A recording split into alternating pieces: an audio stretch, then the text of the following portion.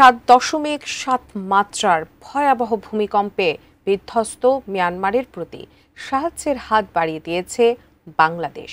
রোববার বাংলাদেশ সশস্ত্র বাহিনী বিশেষ বিমানে উদ্ধারকারী দল পাঠাচ্ছে মিয়ানমারে, যেখানে জরুরি ভিত্তিতে ওষুধ, ত্রাণ সামগ্রী উদ্ধার ও মেডিকেল সহায়তা প্রদান করবে। শনিবার এক বিবৃতিতে এই তথ্য জানিয়েছে আন্তঃবাহিনী জনসংযোগ অধিদপ্তর ISPR। সব মশার বিরুদ্ধে সুরক্ষা দিতে এলো বসুন্ধরা এক্সট্রিম অ্যারোসল, মশার বিরুদ্ধে এক্সট্রিম সুরক্ষা। এদিকে আন্তর্জাতিক সম্প্রদায় মিয়ানমারের এই দুর্যোগে সহানুভূতি প্রকাশ করেছে এবং বিভিন্ন দেশ ও সংস্থা সহায়তা প্রদানের আগ্রহ প্রকাশ করেছে।